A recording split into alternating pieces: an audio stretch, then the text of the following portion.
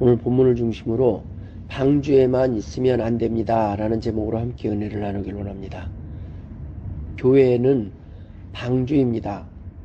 이 땅에서 우리를 지켜주는 곳이고 도피성이요 안전지대가 바로 교회입니다. 그러나 교회에서만 살지 마십시오. 우리는 이 교회가 우리가 보이는 예배당에만 건물에만 있지 않다는 것을 우리는 알아야 합니다. 우리 자신도 교회입니다. 어떤 곳이 교회입니까? 성령님이 거하시는 전이 교회라는 말씀입니다. 성령님이 계시지 않으면 교회가 되지 못하고 안전하지 못한다는 거예요. 우리가 살면서 피할 곳이 없다는 겁니다. 우리는 이 땅에서 하나님 앞에 나와서 하나님을 만나고 예배하고 이 땅에서 은혜를 받습니다. 그러나 그 후에 성도들은 다시 우리의 삶의 터전, 사명의 땅, 세상으로 돌아가야 합니다. 가정으로 돌아가야 합니다. 세상에서의 우리의 크리스찬의 역할, 하나님의 자녀들의 역할이 있기 때문입니다. 하나님은 분명히 너희가 빛과 소금이라고 말씀하셨습니다. 주님께서 말씀하신 빛과 소금은 역할을 말하는 겁니다. 우리는 이 땅에서 보이는 교회가 아닌 보이지 않는 교회를 섬겨야 합니다. 이 교회는 어떤 사람에게는 방주 안이 어머니 뱃속과 같은 곳일 수 있습니다. 인큐베이터와 같은 곳, 부화기와 같은 곳입니다. 처음 내 생명이 태어나는 곳, 내 생명이 처음에 영양 공급을 받아서 자라는 곳이 바로 교회일 수 있습니다. 하나님께서는 우리가 거듭나자마자 세상을 향해 돌아다니기를 원하지 않으시고 온전히 성숙될 때까지 참고 기다리시며 훈련시키실 때가 있습니다. 바로 그런 곳이 바로 교회입니다. 하나님께서는 이 일을 위하여 우리들을 훈련시키실 뿐만 아니라 오랫동안 참고 기다리십니다. 그런데 오랫동안 이 공동체 교회 안에서 많은 성경을 배우고 많이 말씀을 들었음에도 불구하고 세상을 향해 나가지 아니하고 선교하러 가지 아니하고 모여만 있고 그저 이 안에 우물안 개구리처럼 이 안에서 우리끼리만 은혜를 나누며 살아갈 때가 있습니다. 그것은 성도의 역할이 아니라는 겁니다. 우리가 이곳에 처음 와서 이곳에서 말씀을 듣고 공급을 받았던 것처럼 우리는 어느 정도 성숙이 되면 세상을 향해서 나가서 세상의 사람들을 이곳으로 인도해서 다시 그들에게 먹을 것을 공급하며 그들에게 사랑을 공급하며 그들이 이곳에서 성장할 수 있도록 돕는 역할을 해야 된다는 말씀입니다. 지금 이 세상은 이미 심판이 예고된 땅이요 저주의 땅입니다. 때문에 삶이 고달프고 힘이 들 수밖에 없습니다. 삶의 순간순간 비가 내리고 태풍이 몰려올 것입니다. 절망적인 삶의 순간 속에서 우리는 피할 곳이 있어야 합니다. 도피처가 있어야 된다는 말씀입니다. 그래서 우리는 하나님의 도피처, 하나님의 만드신 도피성, 피난처, 바로 방주 안으로 들어왔습니다. 비로소 우리는 하나님을 만난 것 아니겠습니까? 오늘 본문을 통해서 우리가 첫 번째 나눌 것은 바로 비가 올 때는 방주 안이 안전하다는 겁니다. 비가 올 때가 꼭 태풍이 몰아치고 고난이 닥칠 때뿐만 아닙니다. 우리가 처음 태어났을 때는 안전한 곳이 방주라는 것입니다. 그러나 이 방주는 끝이 아니라 시작입니다. 계속 방주 안에만 있어서는 안 된다는 겁니다. 병아리가 처음에 안에서 깨고 나오면 처음에는 38도 정도의 따뜻한 온도에서 보호되어야 됩니다. 갑자기 더 추운 데로 나오면 적응하지 못하고 죽습니다. 따뜻한 곳에 어느 정도 기간 동안은 보호를 하고 놔둬요. 그 가운데서 점점 적응을 합니다. 더 낮은 온도에서 적응하는 훈련이 되면 나중에 겨울도 이겨낼 수 있는 것입니다. 처음에는 방주 안에 있어야 될 때가 있습니다. 너무 일찍 전도하는 사람들, 너무 일찍 가르치는 사람들, 너무 일찍 교회에서 선생이 되고자 하는 사람들, 그런 사람들이 교회에서 문제를 일으킬 때가 많이 있습니다. 일반 대학에서 교수일지라도 교회에 오면 하나님에 대해서는 유치원생과 같을 수가 있어요. 믿음에 대해서는 아무것도 모를 때가 있습니다. 하나님에 대해서 먼저 알고 배우는 것이 필요합니다. 예수님을 만나는 것이 필요합니다. 은혜를 경험하는 것이 필요합니다. 우리가 예수 믿고 세례를 받는 순간 우리는 거듭나지만 그것은 끝이 아니라 방주의 삶이 시작되는 것입니다. 보이는 이 방주 안에서는 우리가 일정 기간만 있는 것입니다. 계속 있는 것이 아니에요. 우리 안에 이제는 더 좋은 방주, 곧 이동식 방주가 돼야 됩니다. 무슨 얘기입니까? 교회 와서만 예배드리는 사람들이 아니라 이젠 교회 밖에서도 하나님과 동행하면서 살아갈 수 있는 사람들이 되어야 된다는 것입니다. 교회 안에 와서는 우리 공동체, 바로 하나님의 백성들이 모여서 서로의 노하우를 나누고 다시금 우리가 가는 길이 제대로인지 힘을 합쳐서 전략을 짜고 함께 나가는 공동체라면 우리가 세상에 나갔을 때는 개개인이 하나님의 교회로서 하나님의 방주로서의 역할을 해야 된다는 말씀입니다. 누군가는 쉴 수 있는 공간이 되어야 되고 누군가는 기댈 수 있는 어깨가 되어야 된다는 말씀입니다. 사랑이 필요한 곳에 사랑을 공급해야 되고 밥이 필요한 곳에 밥을 해주는 사람이 되어야 된다는 말씀입니다. 그러한 곳이 방주 아니기 때문입니다. 그런 곳이 없는 사람들을 우리가 지금 이 교회로 인도해야 됩니다. 지금 방주 밖에 세상 속에 있는 사람들은 다 죽은 사람들입니다. 살아있는 것 같지만 이미 죽을 것이 정해진 거예요.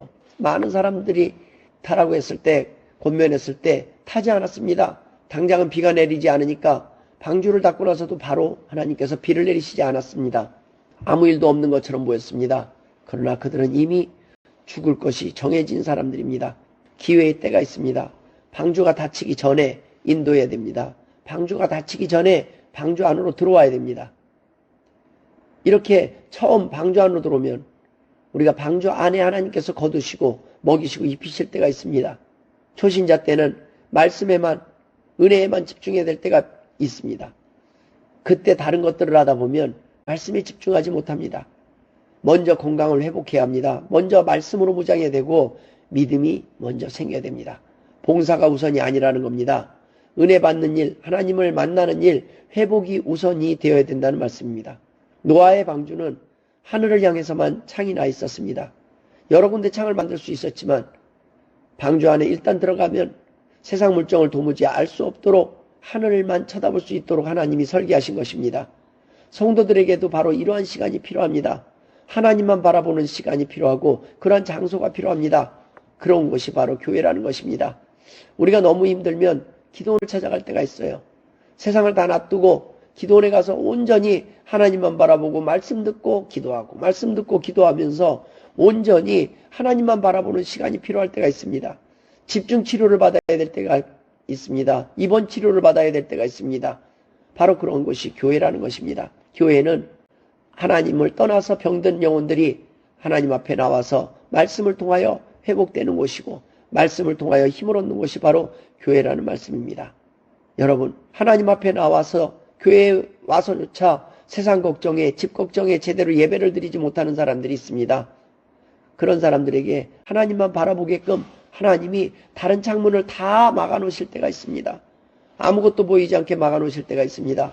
오로지 위로 뚫린 창문 하나밖에 열어놓지 않을 때가 있습니다. 바로 그것이 교회입니다. 힘들어도 이 교회에 나와서 하나님만 바라볼 때 우리는 안전한 것을 우리는 믿으셔야 됩니다.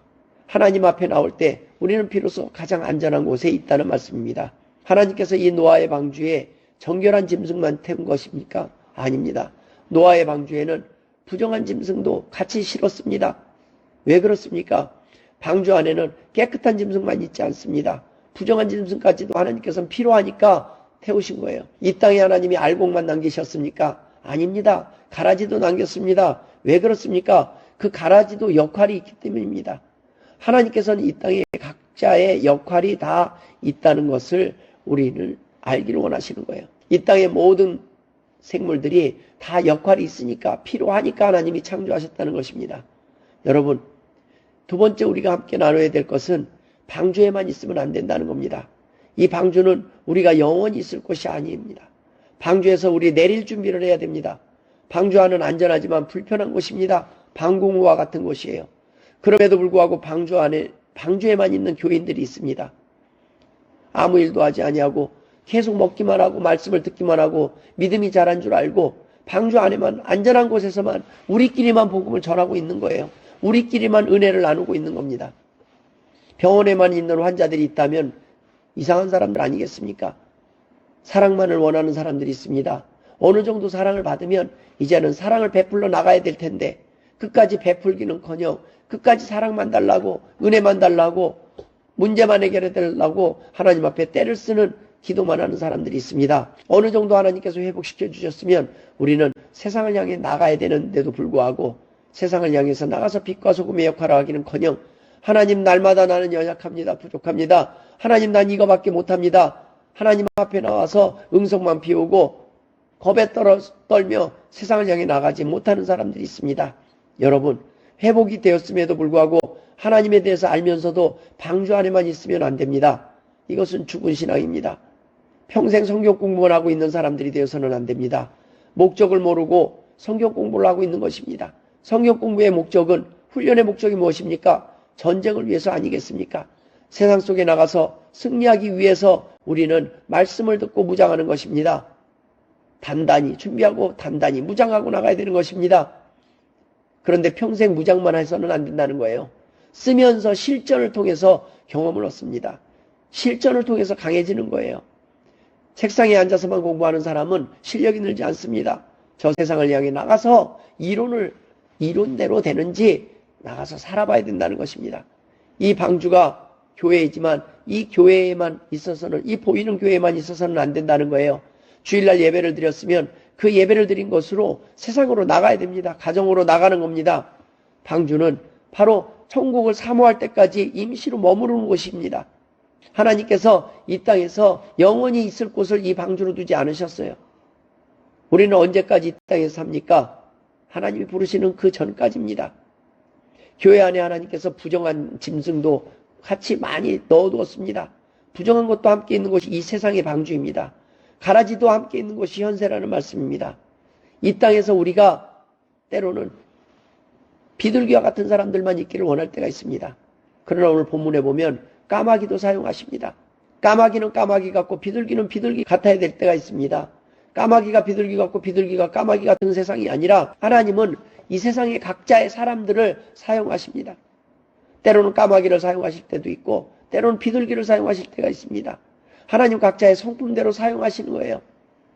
그런데 하나님은 우리를 다 똑같은 사람을 만들기 원하신다고 착각하지 마십시오. 각자의 매력이 있고 각자의 은사가 있는 것입니다. 그런데 우리는 내가 가진 것을 다른 사람이 갖지 못했을 때 다른 사람을 폄하하고 무시할 때가 있습니다. 그렇지 않다는 겁니다. 어린아이에게조차도 하나님은 배울 것이 있고 어린아이에게조차도 귀하다고 말씀하셨습니다. 여러분, 이 땅에서 우리가 살아가는 동안 우리는 우리 마음대로 안 되면 우리의 기준대로 다른 사람을 평가할 때가 있습니다.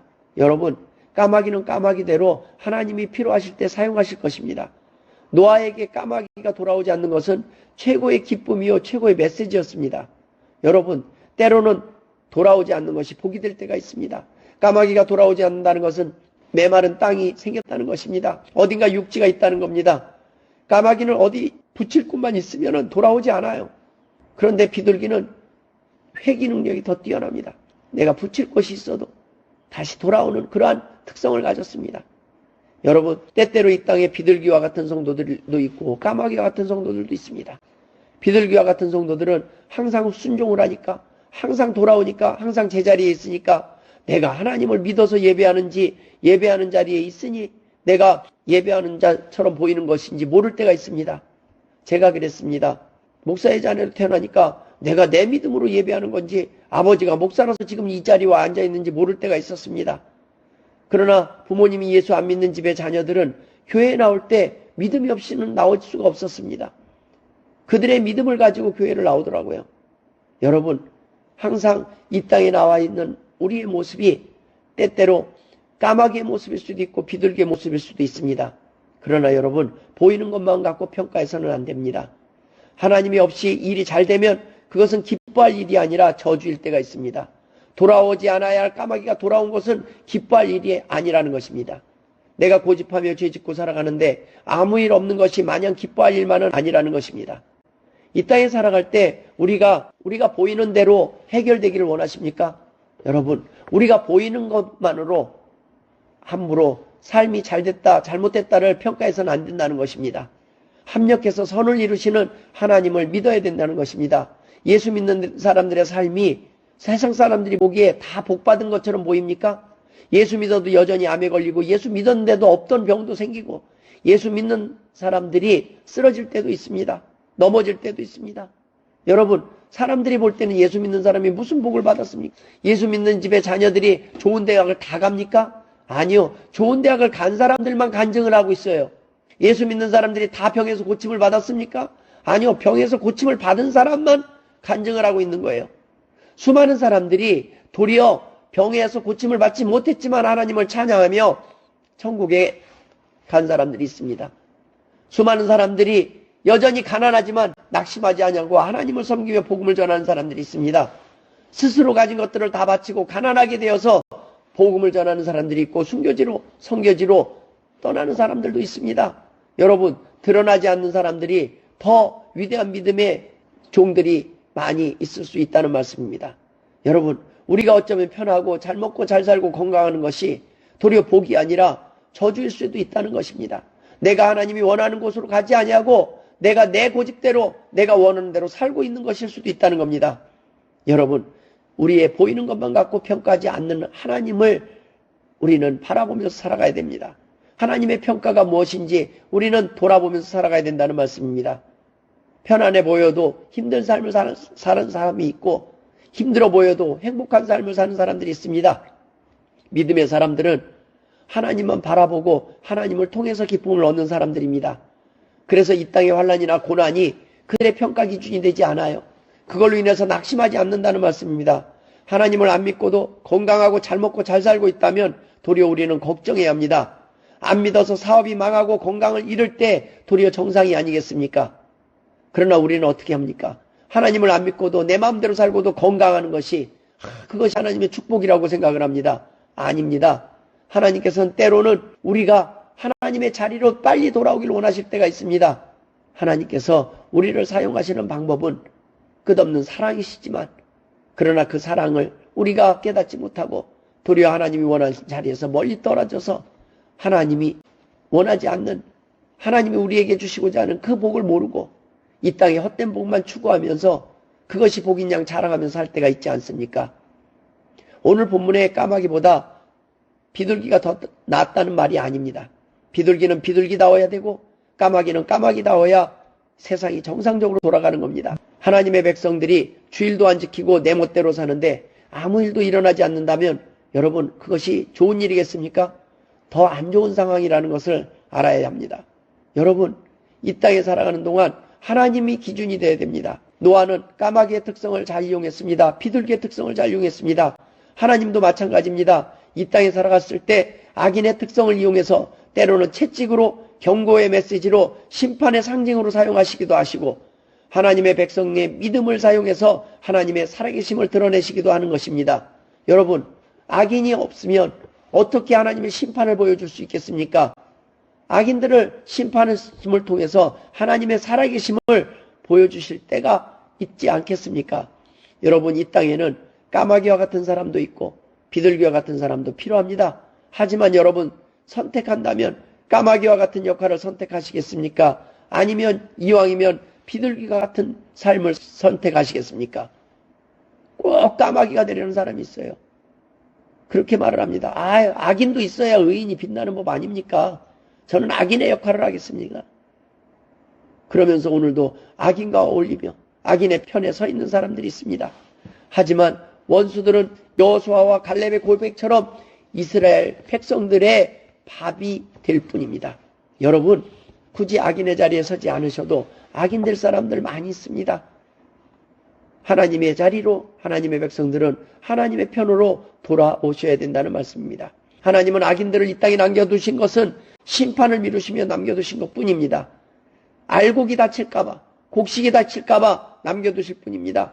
우리 알곡을 위하여 악인들을 남겨두는 거예요. 가라지를 남겨두는 거예요. 여러분, 원수들을 이 땅에 남겨두는 이유는 우리의 밥으로 남겨두신 것이라는 거예요.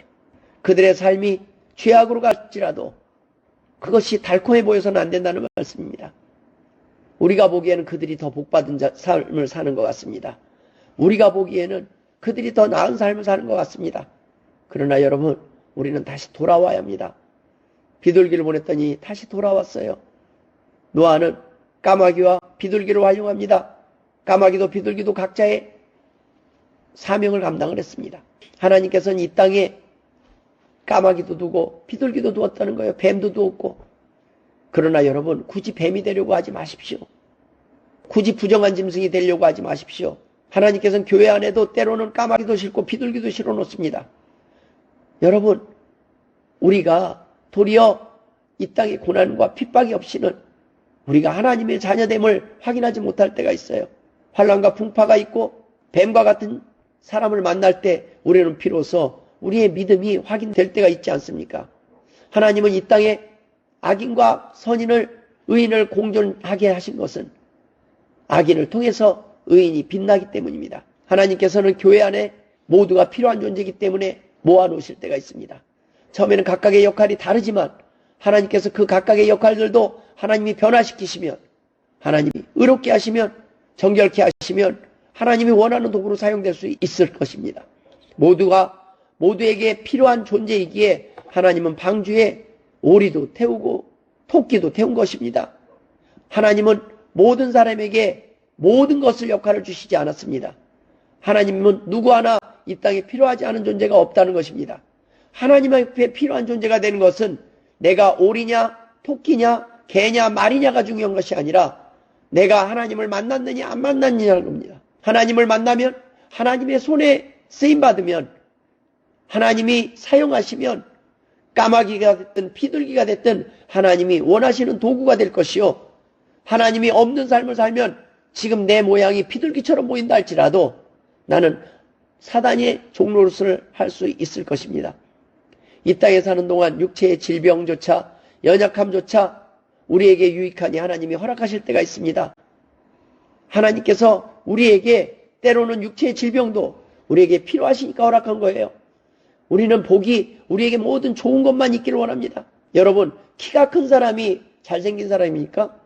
그러면 키가 큰 사람이 멋있는 사람이라면 어느 정도 키가 크면 좋겠습니까? 눈은 어느 정도 커야 되고, 여러분, 조화가 이루어져야 되는 겁니다. 키만 크다고, 눈만 크다고, 입술만 크다고, 뭐가 예쁘다는 기준이 어디입니까? 조화로운 것이 아름다움 아니겠습니까? 때로는 우리는 보이는 것만 가지고 우리를 평가할 때가 있어요. 그런데 어떤 사람은 너무 아름다운 입을 가지고 너무 더러운 말을 뱉을 때가 있습니다.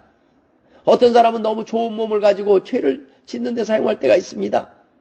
너무나 많은 부를 가지고 자신을 위해서만, 악을 위해서 이 세상을 살아가는 사람들이 있습니다. 여러분, 때로는 주시지 않은 것이 복이 될 때가 있습니다. 때로는 하나님을 위해서 드린 뒤에 더 크게 사용될 때가 있습니다. 여러분, 때로는 하나님이 하나님을 위해서 우리에게 병도 주실 때가 있습니다. 그것을 받아들이고 그것으로 인해서 우리가 넘어지지 않는 것이 바로 믿음의 증거입니다. 바울은 갈라디아서 4장 14절에 너희를 시험하는 것이 내 육체에 있으되 이것을 너희가 업신여기지도 아니하며 버리지도 아니하고 오직 나를 하나님의 천사와 같이 또는 그리스도 예수와 같이 영접하였도다 라는 고백이 있습니다. 너희를 시험하는 것이 내 육체에 있다는 것은 뭐냐면 바울의 몸에 육체에 가시가 있었다는 거예요. 근데 이게 바울을 시험하기는 안 하는데, 바울은 이 육체의 가시로 인해서 넘어지지는 않았는데, 선생님은 어떻게 예수를 믿는데 그렇게 복음을 전하는데 하나님이 다른 사람의 병은 고쳐주는데 왜 정작 바울 사도의 병은 안 고쳐주냐고, 하나님 살아계신 거 맞냐고 이렇게 의심할 수도 있다는 겁니다. 오해하지 말라는 거예요. 목사가 넘어지고 목사가 아프다고 해서 오해하지 말라는 거예요. 목사는 그 가운데서도 흔들리지 않는 것이 목사고 그 가운데서도 감사하며 찬송하는 것이 목사일 수 있다는 겁니다. 바울은 바울의 질병이 갈라디아인들에게는 시험거리가 될 수 있다는 것을 알기 때문에 오늘 갈라디아서 4장에 말씀하신 겁니다. 그때 당시에 갈라디아인들은, 질병에 걸린 사람들은 아유, 저 사람은 하나님이 노하셔서 벌을 줬다, 이렇게 바라보던 그런 세계관을 가진 사람들이었어요. 그러니까 병든 사람들을 보면 예수님한테도 사람들은 물었어요. 날 때부터 맹인된 사람을 보고 선생님이여, 이 사람이 맹인으로 난 것이 누구의 죄로 인함입니까? 라고 묻지 않았습니까? 세상 사람들은요, 우리가 넘어지고 아프면 그것도 힘든데 죄까지 찾아요. 너 회개하지 않은 거 있냐? 넘어지고 아픈데 그것만으로도 힘든데 우리는 그런 사람들입니다. 우리는 그렇게 연약해요. 물론 돌아보는 건 필요해요. 내 자신을 돌아보는 건 필요해요. 그러나 남에게는 그렇게 할 이유가 없습니다. 하나님만이 아셔요. 욥에게도 와서 그랬습니다. 너 무슨 회개할 거 있지 않냐? 하나님은 실수하지 않는데 너 질병에 걸린 거 보니까 너 무슨 죄를 졌지? 우리 하나님은 그럴 뿐이 아니다. 사람들은 우리를 오해할 때가 있어요. 열심히 하나님을 믿고 하나님이 원하는 자리에서 섬기며 살아가는데도 불구하고 억울하게 이 땅에 많은 사람들이 우리를 복받은 자가 아니라 저주받은 자로 바라볼 때가 있습니다. 그럴 때 여러분, 우리는 담대히 사도 바울과 같은 고백을 해야 된다는 겁니다. 이러한 가시 때문에 시험 들지 말라는 겁니다. 바울의 병이 갈라디아인들로 하여금 그의 복음을 거절할 수 있는 구실이 될 수 있기 때문에 바울이 짚고 넘어가는 것입니다. 크리스찬들의 가난이 때때로 이 세상 사람들이 아유 야 니네들 사는 거 보니까 아유 야 니네나 잘 살아라. 크리스찬들의 질병이 때때로는 세상 사람들이 야 나는 너보다는 건강하다 라고 말할 때가 있습니다. 그러나 여러분, 우리는 질병 속에서도 빼앗기지 않는 기쁨을 자랑해야 합니다. 그 가운데서도 소망을 잃지 않는 믿음을 자랑해야 합니다. 바울이 지금 자랑하는 것은 바로 믿음입니다. 성도들에게도 가시가 있습니다. 하나님의 영광을 가리울까 봐 우리는 때때로 하나님 이 가시를 빼달라고 기도를 할 수 있지 않겠습니까? 암을 고쳐주시면 더 많은 사람들이 나올 것 같지 않습니까? 그래서 바울도 이런 기도를 할 수 있지 않겠습니까? 하나님, 이 가시가 내게서 떠나지 않으면, 이 문제가 해결되지 않으면 내가 아무것도 할 수 없으니까 하나님 이 가시를 좀 빼주십시오. 이런 기도 하지 않았겠습니까? 그러나 이런 기도를 했다면 하나님이 바울의 체면을 봐서라도 당연히 벌써 응답하셔야 되는 것 아닙니까? 그런데 여러분, 하나님이 바울에게 원하셨던 것은 가시를 빼주는 것이 아니라 가시를 가지고 있음에도 불구하고 가시를 붙잡고 있음에도 불구하고 여전히 하나님을 사랑하는 것입니다. 암에 걸렸음에도 불구하고 여전히 하나님을 찬송하는 것입니다. 고난 가운데서도 여전히 하나님을 의심하지 않는 것입니다. 바울은 결국 그 믿음을 자랑합니다. 고린도후서 12장 8절 9절에 이렇게 고백을 합니다. 이것이 내게서 떠나가게 하기 위하여 내가 3번 주께 간구하였더니 나에게 이르시기를 내 은혜가 네게 족하도다. 이는 내 능력이 약한 데서 온전하여짐이라 하신지라. 이러므로 도리어 크게 기뻐함으로 나의 여러 약한 것들에 대하여 자랑하리니 이는 그리스도의 능력이 내게 머물게 하려 함이라. 예전에는 잘된 걸 자랑했어요. 세상 사람들이 보기에 잘된 거, 우리 자식이 좋은 대학 가고 우리 자식이 죄 안 짓고 우리 자식이 이렇게 돈을 많이 벌고 우리 자식이 이렇게 건강하고 그렇게 자랑해서 하나님의 살아계심을 전한 사람은 어느 날 자식이 이혼했다더라, 자식이 넘어졌더라, 자식이 아프더라, 그러면 그때부터 전도를 못해요. 여러분, 사람들이 볼 때 그러한 사람들이 원하는 복을 통해서 전도하려고 그러면 우리들의 모습을 볼 때 사람들은 도리어 야 예수 믿더니 다 소용없더라, 나도 안 걸리는 암에 걸렸다더라, 하나님이 계시다면 그럴 수가 있느냐, 야 목사님이 건강하지 못하더라 라고 말할 수 있습니다. 목사님이 가난하더라, 목사님들이 돈을 많이 가지면 목사님 위대하신 목사님, 큰 목사님, 능력 많으신 목사님 이렇게 보고 돈이 없어 보이면 무시하고, 이건 세상의 기준입니다. 바울은 질병으로 인한 고통 때문에 하나님 앞에 고쳐달라고 기도했던 것도 아니었습니다. 3번 기도한 거는 하나님, 사람들이 나의 질병 때문에 복음을 거절할까봐 하나님 이 질병을 고쳐 주옵소서라고 기도한 것입니다. 그런데 그것을 허락하지 않았음에도 불구하고 바울이 흔들렸습니까? 아니요. 은혜가 좋겠습니다. 도리어 약한 데서 온전해짐을 경험합니다. 우리는 이 땅에서 내가 모든 것이 강할 때 하나님의 살아계심을 증거할 수 있다고 봅니다. 아닙니다. 내가 죄인 중에 괴수임을 깨달았을 때 비로소 하나님이 사용하시기 시작한다는 겁니다. 내 연약함 속에서도, 환난 속에서도, 태풍 속에서도, 풍랑 속에서도 흔들리지 않는 기쁨을 소유할 때 세상 사람들은 하나님을 만날 수 있다는 말씀입니다. 저도 아내를 살려달라고 기도한 적이 있습니다. 그러나 하나님은 결국 불러가셨습니다. 전도하는데 이보다 더 좋은 방법이 없을 것 같았습니다. 살려만 주시면, 하나님 이 말기암 환자를 고쳐주신다면, 하나님 전도가 너무 쉽지 않겠습니까? 나를 사용하신다면 내 아내를 고쳐주옵소서. 이렇게 기도를 했는데 하나님은 불러가셨습니다. 더 좋은 천국으로 불러가셨어요. 여러분, 이 땅에 더 큰 믿음이 있습니다. 그것은 무엇이냐면 그럼에도 불구하고 그리 아니하실지라도 하나님만 신뢰하고 하나님을 믿는 믿음입니다. 하나님은 우리가 쓸데없는 것을 의지하지 않기를 원합니다. 세상이 원하는 그러한 복을 의지하며 자랑하지 않기를 원합니다. 온전히 하나님을 바라보며 세상의 어떤 어려움과 고난조차도 우리의 기쁨을 빼앗아갈 수 없는 그런 이유를 찾기를 원한다는 말씀입니다. 사랑하는 성도 여러분, 우리 가운데 까마귀가 있을지라도 까마귀를 지칭하여 나무라지 마시고, 까마귀를 보면 아우 저 사람은 까마귀를 나쁘게만 보지 마세요. 까마귀가 엘리야가 먹을 것이 없을 때 물어다 준 것은 까마귀였어요. 비둘기가 아니었습니다. 성경은 까마귀가 나쁘다, 비둘기가 나쁘다가 아니라 돼지고기를 먹는 게 나쁘다, 소고기를 먹는 게 나쁘다가 아니라 모든 것이 내가 그것을 우상으로 섬기며 먹고 마시는 것이 나쁜 거예요. 내가 하나님을 위해서 필요하다고 하면 먹고, 때로는 술을 약으로 쓸 때도 있겠지만, 술 마시는 사람들이 이건 약으로 먹어도 된대 라고 마시는 사람들이 정말 약으로 먹습니까? 하나님을 기만하지 말라는 것입니다. 정말로 하나님을 원한다면 세상 사람들도 술과 담배를 자기의 건강을 위해서도 피하는데 우리가 원한다면 그렇게 안 해요. 도리어 우리의 연약함을 고백해야 됩니다. 하나님, 내 연약함을, 내 연약한 의지를 하나님 용서하여 주옵소서. 하나님 도와주시옵소서. 도리어 우리는 하나님 앞에 엎드려야 될 때가 있습니다. 누군가가 저주를 받았다, 누군가가 넘어졌다고 실패했다고 함부로 우리가 말할 때가 있어요. 저 사람 저주받은 것 같아. 어떻게 삶이 저렇겠고요? 아니에요. 정작 그 사람에게 문제가 있는 것이 아니라 그것을 그렇게 판단한 사람들에게 도리어 더 큰 문제가 있음을 주님은 지적하셨습니다. 우리에게 질병이 있다고 해서 하나님이 우리를 버리시거나 우리를 떠난 것이 아니라는 것을 우리는 끝까지 믿어야 됩니다. 여러분, 이 땅의 만물이 하나님의 기쁘신 뜻에 의해 창조되었고 지금도 운행되고 있습니다. 좋고 나쁜 일이 있는 것이 아닙니다. 좋고 나쁜 사람이 있는 것이 아닙니다. 그것을 좋게 보고 나쁘게 보는 사람들이 있는 거예요. 하나님이 하시는 일에 있어서는 실수가 없어요. 근데 실수로 보는 사람들이 있는 거예요.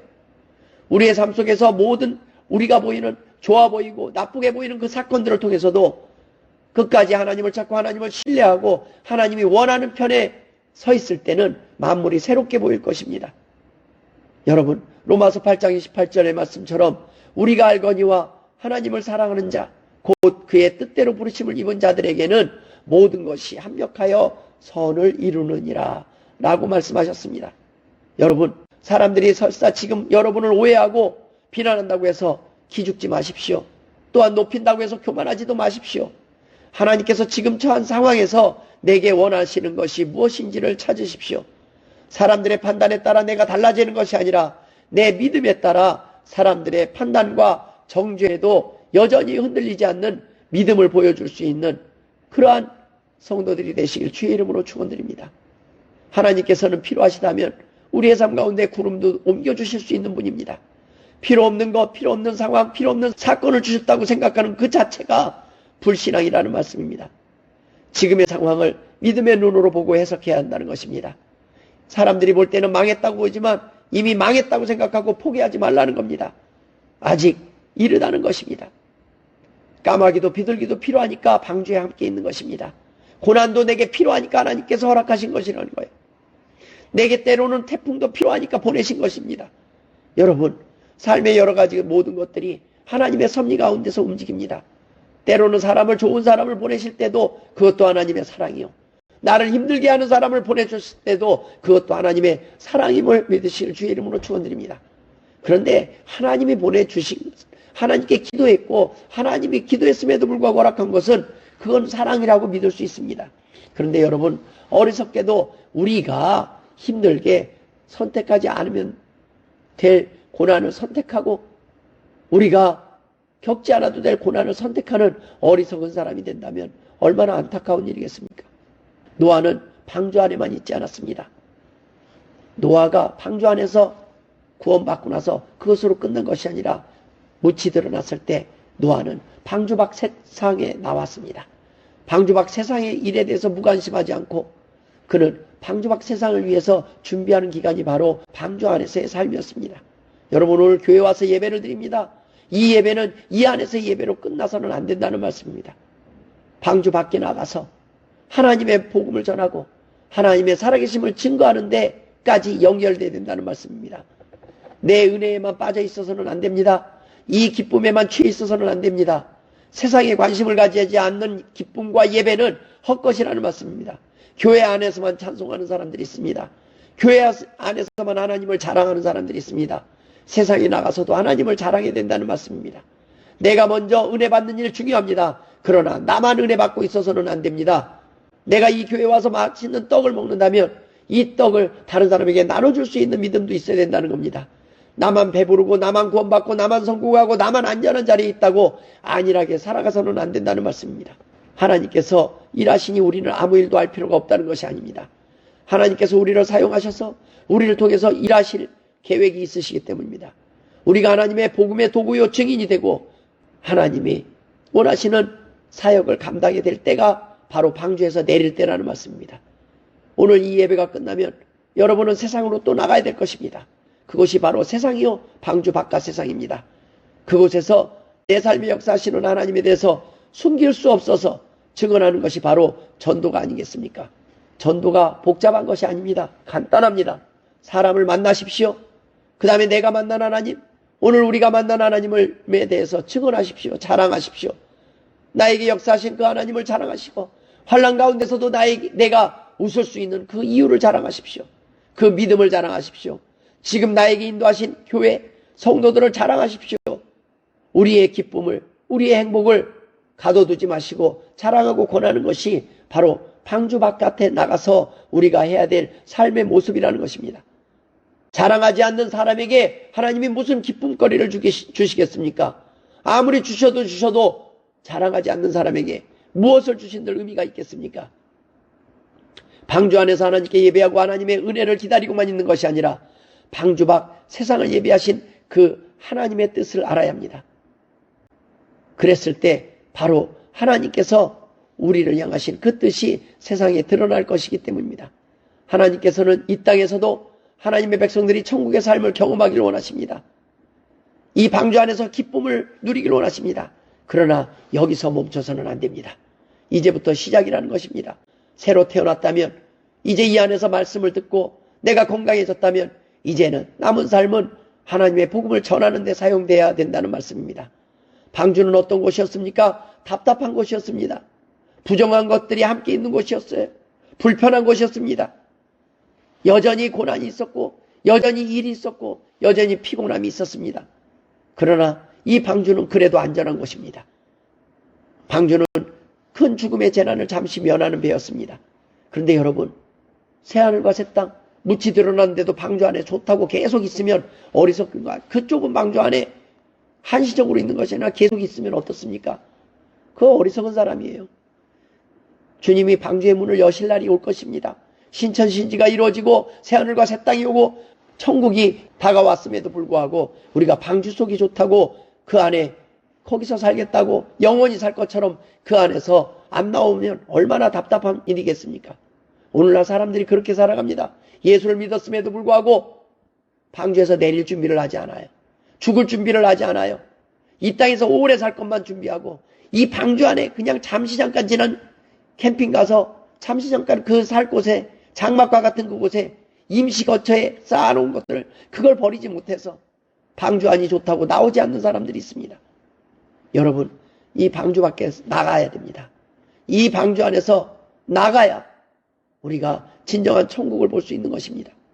여러분, 내 안에 방주 안에 갇혀있는 사람들이 돼서는 안 됩니다. 방주는 하나님의 말씀을 통해서 은혜를 받고 멈춰있는 것이 아니라 그 방주 안에서의 구원의 은혜를 세상 가운데서 나가서 전해야 된다는 것입니다. 방주에서 내려야 될 때입니다. 마지막으로 우리가 나눌 은혜는 바로 더 좋은 땅 천국을 사모해야 된다는 것입니다. 방주 안이 답답하기 때문에 힘들기 때문에 우리는 더 좋은 땅 천국을 사모하며 살지 않겠습니까? 이 땅에서 만족할 수 없기 때문에 하나님 앞에 나오지 않았습니까? 불편하지 않았다면 우리는 도리어 교회에 나오지 않았을 수 있습니다. 우리가 너무 건강하기 때문에 하나님을 찾지 않는 것입니다. 배가 부르기 때문에 하나님을 찾지 않는 것입니다. 여러분, 때때로 하나님께서 우리에게 힘든 고난을 통해서 하나님의 구원의 길로 인도하시는 것 또한 은혜라는 것입니다. 이 교회를 통해서 우리는 구원을 받았습니다. 예수 그리스도를 통해서 우리는 소망을 찾았습니다. 질병으로부터 가난으로부터 구원을 얻는다는 것은 질병이 낫는다는 것을 의미하지 않습니다. 여러분, 질병으로 인해서 우리가 기쁨을 잃지 않는다는 겁니다. 가난으로 인해서도 우리가 낙심하지 않는다는 것입니다. 그러나 이 땅에 살아가는 동안, 그 힘든 시간을 살아가는 동안 그래도 버티고 이겨내셔야 합니다. 그래서 더 좋은 천국이 돌아갔을 때는 미련 없이 이 방주를, 이 땅을, 이 생을 떠날 준비를 하고 우리는 살아가야 합니다. 이 지상교회에서, 이 지상의 방주에서 천년만년 살 것처럼 생각하지 마십시오. 이 땅의 방주는 천년만년 살 곳이 되지 못합니다. 다만 언제까지 필요한 것입니까? 천국에 갈 시간이 될 때까지 필요한 것이 방주의 교회입니다. 노아는 하늘을 향해 열려있는 창만 바라보았지만 방주에서 내릴 때를 알 수 있었습니다. 여러분, 천국이 가까이 왔다는 것을 무엇으로 알 수 있습니까? 이 세상을 보면 알 수 있습니다. 회개하지 않는 사람들을 보면 알 수 있습니다. 죄악이 관영해 가는 것을 보면 알 수 있습니다. 하나님을 찾는 사람들이 점점 귀해지는 것을 보면 알 수 있습니다. 여러분, 우리가 다 내려놓고 떠날 이 땅에서 소망을 찾는 것은 참으로 어리석은 일입니다. 이 땅은 심판받는 땅이요, 심판받을 땅입니다. 그나마 이 교회는 이 땅에서 살 때 우리를 지켜주고 보호해주는 임시 거처일 뿐입니다. 하나님의 말씀을 통해서 다시 치료를 받고 또 이 땅에서 살아갈 힘을 얻는 곳입니다. 힘들지 않는 곳이 아닙니다. 힘이 들지만 기쁨을 잃지 않고 소망을 잃지 않는 곳이 바로 교회라는 말씀입니다. 새하늘과 새 땅이 우리가 영원히 살 곳이 천국인데 여기가 좋사오니 하면서 이 땅에서 늙고 병들어가면서라도 하루라도 더 오래 살게 해달라고 그렇게 소원하고 있다면 그는 믿음의 사람이 아니라는 겁니다. 여러분, 그날이 오면 우리는 언제든지 내려놓고 주님 품으로 갈 준비가 되어 있어야 됩니다. 어떤 경우라도 바로 방주에서 튀어나갈 수 있어야 된다는 겁니다. 여러분, 이 땅에서 만족하지 못할 때 우리는 무엇을 기다리게 됩니까? 만족한 나라를 기다리는 거예요. 아멘. 주 예수여 속히 오시옵소서. 그래서 모든 것을 드리고 바치고 다 잃어버린 사람들이 주님만 바라봐요. 근데 아직도 내가 의지할 만한 것이 있을 때, 내가 의지할 만한 직장이 있고, 내가 의지할 만한 돈이 있고, 건강이 있고, 자녀가 있고, 가족이 있다고 생각할 때 도리어 하나님께 나오기를 소홀히 할 때가 많이 있습니다. 여러분, 이 땅에 살면서도, 우리가 예수 믿는 자로 살면서도, 성도들로 살면서도 이 땅에 답답함을 주는 사건들이 있을 수 있습니다. 안타까움을 주고 힘든 상황들이 있을 수 있습니다. 그러나 여러분, 하나님의 심판이 도래하기 전까지는 이 교회를 뛰어나가서는 안 된다는 것입니다. 항상 방주 안에서 하나님의 말씀을 통해서 공급받고 살아가야 된다는 것입니다. 이 방주에서의 삶이 바로 천국을 사모하는 삶이 되어야 되기 때문입니다. 나의 영혼이 거할 곳이, 방주에서 영혼이 거할 곳이 못 된다는 것을 우리는 발견하면서 저 천국을 소망하면서, 그러나 이 땅에서도 그래도 말씀 안에서, 이 방주 안에서 임시로 거하는 곳에서 그래도 하나님의 말씀을 통해서 버티고 버틸 수 있다는 것을 우리는 알아야 됩니다. 우리가 하나님의 나라여 내게 임하시옵소서, 속히 오시옵소서라고 간절히 사모할 수 있는 것은 어쩌면 이 땅이 편해서가 아니라 이 땅이 힘들기 때문 아니겠습니까? 노아가 방주에서 나와서 제일 먼저 한 것이 무엇입니까? 제사를 드렸습니다. 그 제사를 받으신 하나님께서 다시 사람들에게 기회를 주시고 이 세상을 만물을 회복시키셨습니다. 이 땅과 이 나라를, 이 가정을 천국으로 만드는 사명을 우리에게 주셨습니다. 여러분, 노아를 가족까지 다 하나님이 부르셨으면, 에녹처럼 부르셨으면 다시 방주에 내려서 고생하면서 살 필요가 없지 않습니까? 사명이 있기 때문에 하나님께서 바로 천국으로 인도하지 않으신 것입니다. 여러분, 지금 우리는 구원받았습니다. 지금 언제든지 죽어도 천국 가는 걸 믿습니다. 그러나 바로 인도하시지 않는 이유는 바로 사명 때문입니다. 사명의 땅에서 우리에게 다시 한번 기회를 주신 것입니다. 이 땅을 천국으로 만들 수 있는 기회, 하나님의 도구로 사용할 수 있는 기회, 내 가정을, 내 마음속을 천국으로 만드는 연습을 할 수 있는 기회, 그 기회를 주신 것입니다. 하나님께서 바로 노아의 가족을 천국으로 인도하지 않으시고 방주 밖에 내려놓으신 이유, 이 땅에 오늘 우리를 바로 천국으로 부르시지 아니하시고 지금 생명을 연장해 주신 이유, 기회를 주신 이유는 바로 제사를 통해 예배를 통해 이 땅에서도 천국을 경험하며 살아보라는 말씀입니다. 예배 없는 삶, 하나님을 떠난 삶이 세상으로 돌아가면 백전백패입니다. 다시 세상이, 다시 가정이 지옥이 되고 말 것입니다. 여러분, 예배가 끊어지면 안 됩니다. 방주에서 너무 멀어져서도 안 됩니다. 힘들면 언제든지 방주 안으로 돌아와야 됩니다. 힘들면 언제든지 주님을 찾아야 됩니다. 그러나 방주 안에만 계시지 마십시오. 항상 교회에만 계시지 마십시오. 이제 나가서 전도해야 될 때입니다. 교회에서만 예배드리는 사람은 교회 밖에 나가면 실수합니다. 여러분, 교회 안에서 예배를 잘 드리는 사람이 바깥에 나가서도 실수하지 않고 하나님이 원하시는 삶을 살지 않겠습니까? 오늘도 하나님 앞에 나와서 오늘도 이렇게 예배드리는 주의 백성들을 통해서 하나님은 일하실 것입니다. 누군가 우리에게 물을 수 있습니다. 예배드려서 뭐가 달라졌는데? 교회 나가서 뭐가 달라졌는데? 라고 물을 수 있습니다. 우리는 이렇게 대답할 수 있습니다. 예배라도 드렸으니까 이만큼 참고 견디며 살아가는 것입니다. 내가 예배마저 포기한다면 우리가 믿고 의지할 수 있는 것은 아무것도 없기 때문입니다. 오늘도 예배할 수 있게 하신 하나님께 감사드리며 오늘도 승리하시길 주의 이름으로 축원드립니다. 기도하겠습니다. 하나님 아버지 은혜를 감사드립니다. 방주 안에만 있었던 것을 용서하여 주옵소서. 하나님, 이제 방주 밖 세상에 나가서 빛과 소금의 역할을 감당할 수 있도록 주님 동행하여 주옵소서. 감사하며 예수님의 이름으로 기도드리옵나이다. 아멘.